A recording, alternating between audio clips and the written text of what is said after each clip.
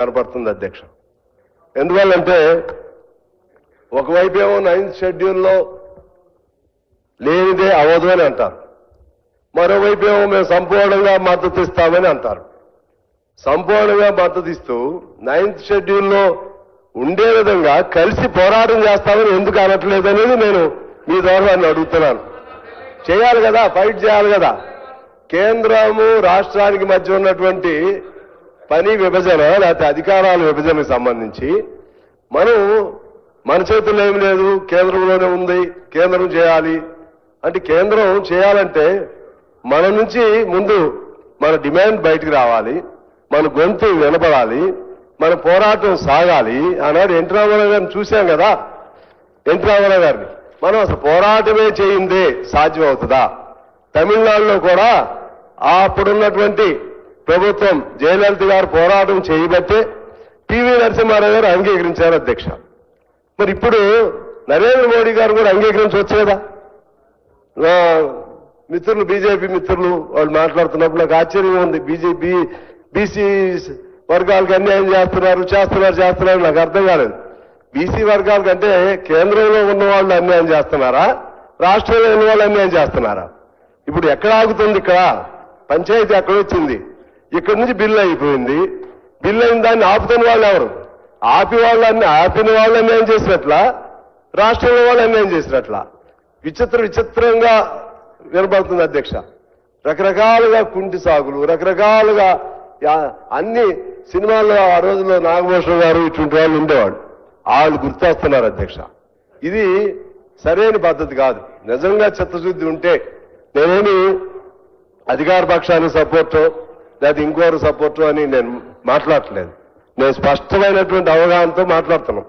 మా పార్టీగా కూడా 42%ని ఇవాళ ఉదయం మా జనరల్ సెక్రటరీ రాజా గారు కూడా అభినందన చెప్పెళ్ళాడు. మీ రాష్ట్ర ప్రభుత్వం మంచిగా చేసింది, మంచిగా దాని మీద ఫైట్ చేయండి అని.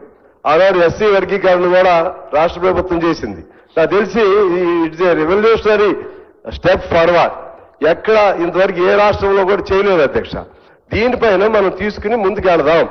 ఇవాళ మీ మంత్రులు ఎంతమంది ఉన్నారు, లేకపోతే ముఖ్యమంత్రి ఏంటి, ఆ ముఖ్యమంత్రి ఏంటి, ఈ ముఖ్యమంత్రి ఏంటి, ఇవి వెనకటి నుంచి వస్తున్నటువంటి వరుస క్రమంలో కొన్ని చేర్పులు మార్పులు జరుగుతూ ఉంటాయి. అన్ని కావాలి, మీరు తీసుకోండి. ఇప్పుడు ప్రధానమంత్రి మీరు కదా, ఎన్ని చేపిస్తే మంచిగా ఉంటుంది. అన్ని కావాల్సిందే. అయితే ముందు ఇది కానివ్వండి, ఇది అయితే అన్ని ఆటోమేటిక్ గా అన్ని ఆర్డర్లో పడతాయి అధ్యక్ష.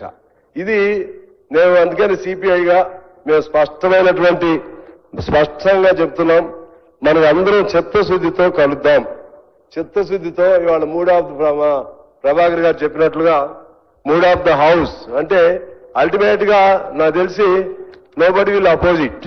కానీ ఇన్ని మనం శాపనార్థాలు ఇన్ని రకాలు మాట్లాడినా ఇప్పుడు ఫైనల్ గా పాసింగ్ ఆఫ్ చెప్పినప్పుడు అందరూ చేతులు ఎత్తాల్సిందే. మరి అందరం చేతులు ఎత్తినప్పుడు అంటే mood of the house unanimous గా అయినప్పుడు గవర్నర్ గారి బాధ్యత కూడా ఉంది. గవర్నర్ గారు దీన్ని మళ్ళా పైకి పంపించడం అంటే ఇది అన్యాయం. అంటే గవర్నర్ వ్యవస్థను అడ్డం పెట్టుకుని దుర్వినియోగం చేస్తున్నట్లుగానే భావించవలసినటువంటి అవసరం ఉంటుంది అధ్యక్ష. అందువల్ల ఏకగ్రీవంగా తీర్మానం చేసినా, ఏకగ్రీవంగా బిల్లును ఆమోదించినా కూడా దాన్ని కూడా ఆమోదం లేకపోవడం అనేది అది మంచి పద్ధతి కాదు. అది చేయాలని చెప్పి నేను కోరుతా ఉన్నాను. అదేవిధంగా మోడీ గారిని మా బీజేపీ మిత్రులు అక్కడికి వెళ్ళి పివి నరసింహారావు అంగీకరించినప్పుడు మీరు ఎందుకు అంగీకరించరు? మీరెందుకు? రాహుల్ గాంధీ పోరాటం చేశాడా? రాహుల్ గాంధీ చేతుల్లో అధికారం లేదు కదా. రాహుల్ గాంధీ కాదు కదా చేయాల్సింది. రాహుల్ గాంధీ ఏం చేస్తాడు? హామీ ఇస్తారండి, ఫైట్ చేస్తాం. ఫైట్ చేయాలి. వాళ్ళైనా హామీ ఇవ్వకుండా ఎలా ఉంటారు? హామీ ఇచ్చే కదా ఫైట్ చేస్తుంది. పట్టువదల విక్రమార్కుల్లాగా ఇప్పుడు 4వ కూడా పెడతానే ఉన్నారు. మరి ఎక్కడో చోట ఫైట్ జరగాల్సిందే కదా. మీరు హామీ ఇచ్చారు కాబట్టి మీరు సావండి అని వదిలేస్తారా? అడుగుతారు రాష్ట్ర ప్రభుత్వం, మా హక్కు ఇది, లేకపోతే బీసీల తరఫున మేము అడుగుతున్నాం అని చెప్తారు. చెప్పినప్పుడు దాన్ని అంగీకరింపజేయవలసిన బాధ్యత పైన ఉండే వాళ్ళకు ఉంటుంది, వాళ్ళ సపోర్ట్ ఉన్నటువంటి వాళ్ళకి ఇక్కడ ఉండే వాళ్ళకు ఉంటుంది. ఇది అందుకని ఇది ఎన్ని చెప్పినా అధ్యక్ష అన్ని కుంటి సాగుల్లా కనబడుతున్నాయి. ఇది అన్ని కుంటి సాకులే. వాళ్ళ ప్రయత్నం వాళ్ళు చేశారు, మన ప్రయత్నం కూడా మనం చేద్దాం, అందరం ఏకగ్రీవంగా తీసుకుని వెళ్దాం.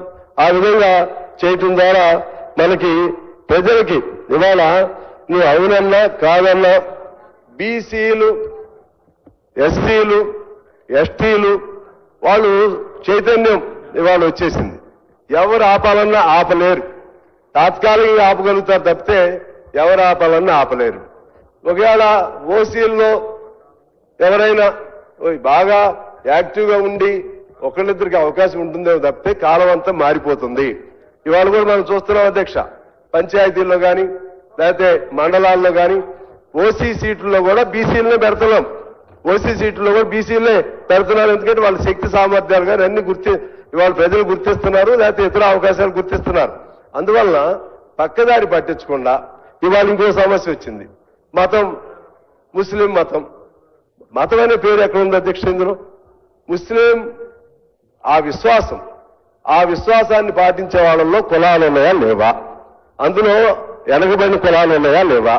కేంద్రంలో కూడా ఇచ్చారు కదా, అందులో కూడా కేంద్రంలో కూడా దూదేకులు ఇటువంటి కులాలకు ఇచ్చారు కదా రిజర్వేషన్లు. మరి ఇక్కడ అది ముస్లిం అని ఆయన ఏ కులం? అందులో హిందువుల్లో పలు కులాలు ఉన్నాయి, హిందువుల్లో కూడా ఉన్నాయి కదా అధ్యక్ష. హిందూ అంటే హిందువులందరూ ఒకే కులం కిందకి రారు కదా, ముస్లింలో కూడా అనేక కులాలు ఉన్నాయి. అందులో వెనకబడిన కులాలని గుర్తించి ఇస్తే నష్టమే ఉంది. దానికి మతమైన రంగు ఎందుకు పులుగుతారు? దానికి రంగు పులిగితే హిందువులు కూడా రంగు పులవాల్సి వచ్చింది కదా. అందువల్ల ఇటువంటి అనవసరమైనటువంటి వాదోపవాదాలు, అనవసరమైనటువంటి విమర్శలు